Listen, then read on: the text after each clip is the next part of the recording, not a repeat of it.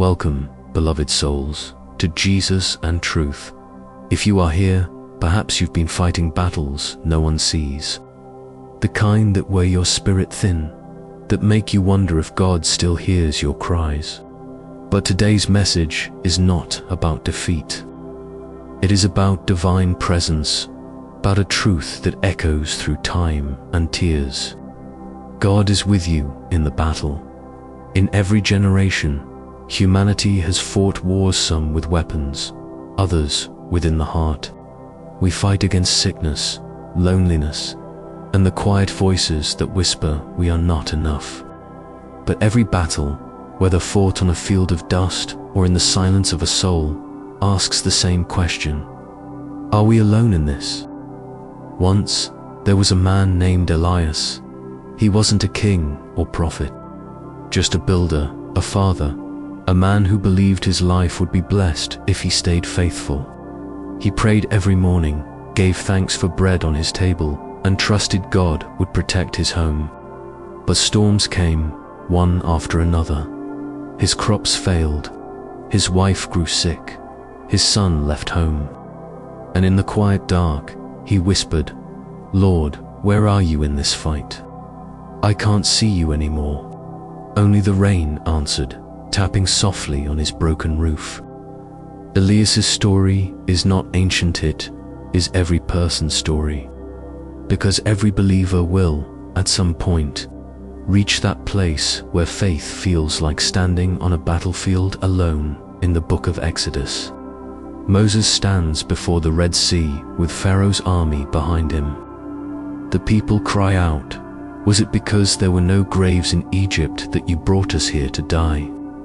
But Moses answers, "The Lord will fight for you. You need only to be still."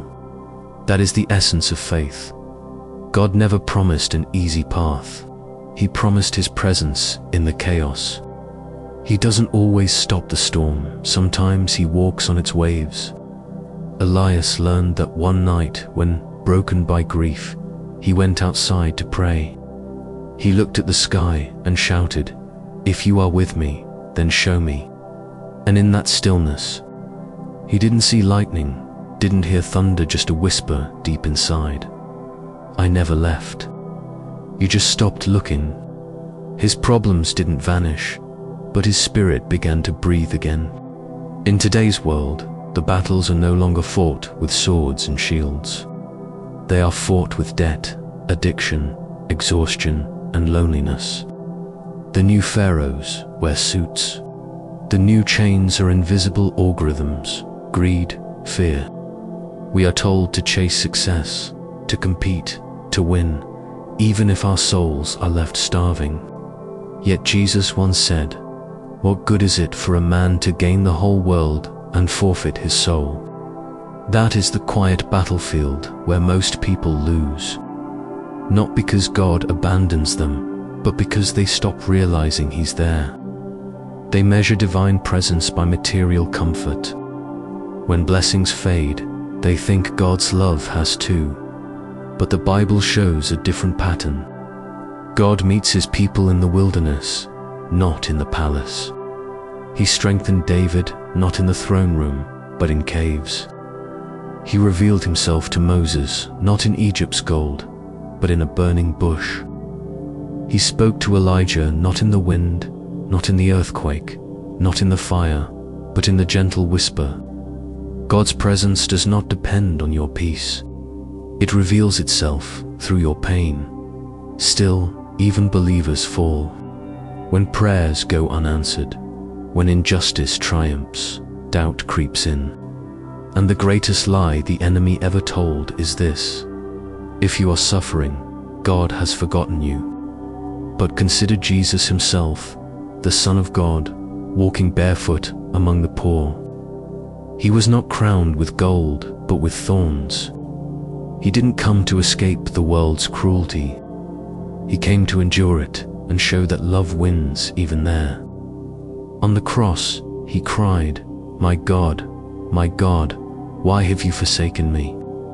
Even Christ felt the silence of heaven. Yet in that silence, salvation was being born. That is the paradox of divine battle. When you feel most forsaken, heaven is working in ways unseen. There was once a young man named Caleb, a US Army soldier deployed overseas. He had grown up in church, memorized verses, and believed he'd live a simple, faithful life. But in war, faith is tested beyond imagination. One day, his convoy was hit. He survived, his best friend did not. That night, he wrote in his journal, "If God is with us, why did this happen?" He carried that question for years, even after returning home. PTSD, nightmares, silence. He stopped praying. He stopped hoping. But one evening, while volunteering at a veteran shelter, he met an old pastor who had served as a medic in Vietnam. The pastor looked at him and said, "Son, I used to ask that same question. Then one day, I realized God was not the bullet that hit my friend. God was the hand that carried me out of that jungle." That moment broke something inside Caleb and healed it too. He realized God had never left him on that battlefield. He was there, grieving with him, guiding him home.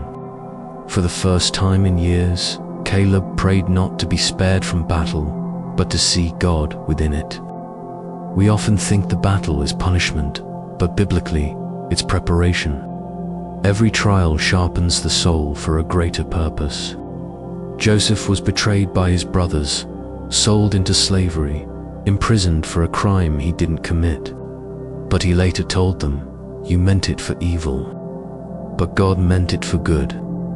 Paul was beaten, shipwrecked, imprisoned, yet he wrote the most powerful words of endurance ever spoken. "I have fought the good fight. I have finished the race. I have kept the faith." Your suffering, too, might be your training ground. God doesn't promise escape. He promises transformation. The battle refines the believer. It is easy to see God when life is good, but the true power of faith is when you say, "Even here, even now, I trust you." In modern times, churches often preach victory without sacrifice. They promise prosperity, not perseverance. But Jesus didn't say, "Take up your comfort and follow me." He said, "Take up your cross." That cross is not a decoration. It's a declaration. It means your pain has purpose. It means your suffering is not meaningless. The crowd may mock your faith. The politicians may use God's name for profit. But your battle, your silent endurance may be the only real sermon some people ever see. When others use religion for power, you can use pain for transformation. That's what Jesus did. He turned the symbol of defeat, the cross, into the greatest victory in history. One day, Elias, the man from the beginning of our story, went to visit his wife's grave. He brought no flowers, just a small piece of wood carved with the words "Still Fighting." He sat there quietly, thinking of all he had lost, but also of what he had gained: strength, patience, and a strange peace that didn't depend on circumstances. In that quiet, he finally understood. God doesn't always fight for us. Sometimes he fights through us. When you stand firm, when you choose kindness in pain, when you forgive what broke you, you are not weak. You are God's weapon against despair. The enemy's goal is not to destroy your body, it's to destroy your faith. Because a believer without faith is already defeated. That's why God doesn't always remove the battle. He uses it to fortify your soul. The devil attacks when you are weakest, not because you're losing, but because you're dangerous. Because the moment you realize God is with you, nothing can break you. So when life feels unbearable, when prayers feel unanswered, when the night seems endless, remember this: God doesn't sleep through your suffering. He is crafting something eternal out of your endurance. Elias eventually died an old man. He wasn't rich. He wasn't famous. But at his funeral, his son, the one who had left home, stood before the crowd and said, "My father didn't win every battle, but he never stopped believing God was beside him, and that was his victory." True victory in God's eyes is not about conquering the world, it's about not letting the world conquer you. Every tear you shed in faith is a weapon. Every prayer whispered through pain is a declaration of war against hopelessness. And every soul that stands firm becomes proof that God still fights through his people. If you are watching this now, perhaps your battle is unseen. Maybe no one knows how close you are to giving up. But this message comes to you not by chance, but by divine timing. God is not distant. He's not absent. He's the quiet voice in your chaos saying, "I am with you. Keep fighting." And when you can't fight anymore, let him fight for you. Because the story of Jesus is not about avoiding pain. It's about finding purpose through it. When he rose from the tomb, he didn't erase his scars. He showed them, because the scars were proof of victory. So today, lift your head. Your pain is not punishment. Your struggle is not failure. You are not alone in this battle, because the God who walked through fire, through betrayal, through crucifixion, now walks beside you. Let this truth sink in. You are never fighting alone.